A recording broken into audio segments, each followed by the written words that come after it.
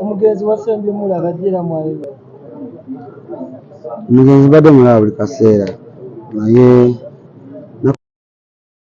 ngaali akwekyandeemu ng'ali ne Hajji Mubaraka ng'agamba naye abadde alina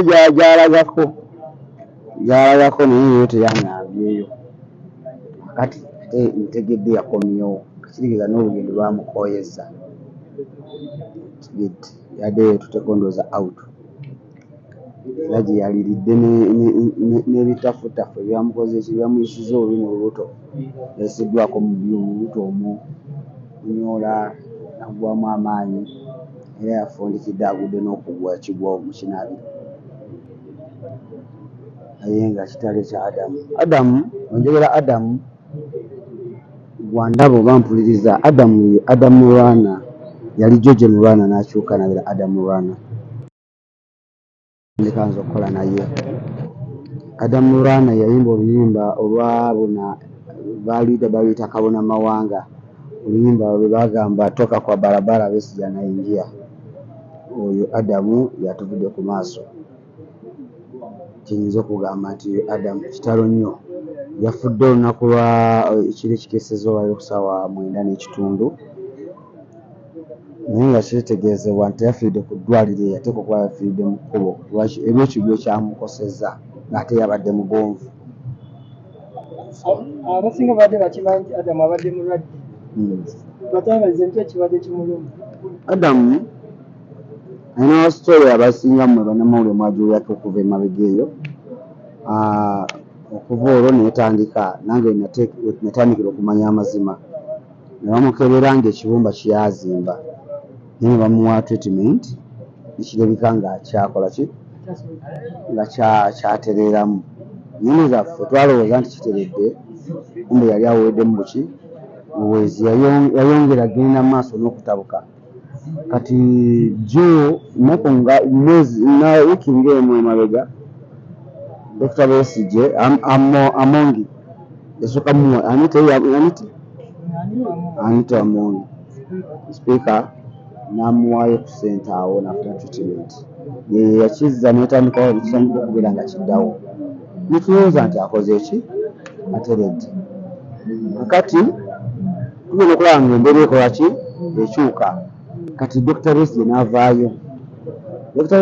Besigye yavaayo n'amukwasa dokita we specialist ne bamutandika omwekebejja ne bagenda ku testi zonna HIV kati abadde nnaku nga 4 emabega badde yakola eya kansa nomujjako eya kansa ebidda nga ali successful kati naffe tetumanyi kuba ekibumba kyekibadde kikyali kirwadde oba kiki naye abasingako bagenda kebera empapula z'abasawo zebajja zisoma tulabe naye nga kitalo nnyo kya Adamu.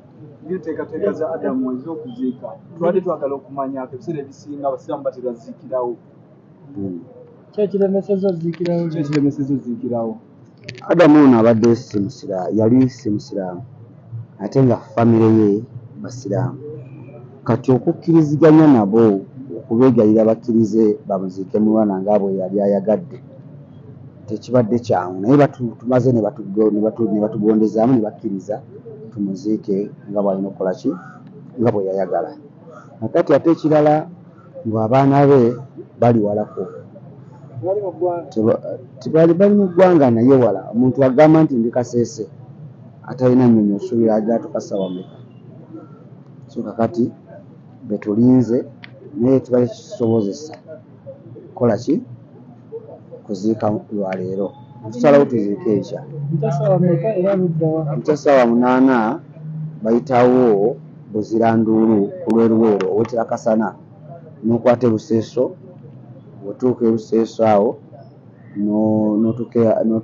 n'otuuka ebuziranduulu awo ojja kuba amaze okuziika Adamu Mulwana.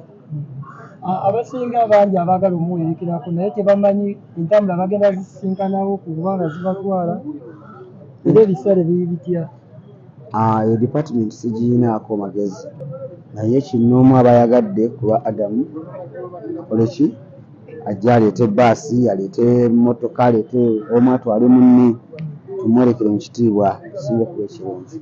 Enteekateeka za leero ziyimiridde zitya za Enteekateeka za lwaleero avudde mu funeral home, ali awo mu mmotoka naye nga tebajja mmulabako, so naye nga tugenda kusaba ku National Theatre wetugenda okuva enkya tulonde ekifo waayinza okusaalirwa, wanaagenda okusaalirwa ate tugende mu kyalo tuzike. kusala kasasa.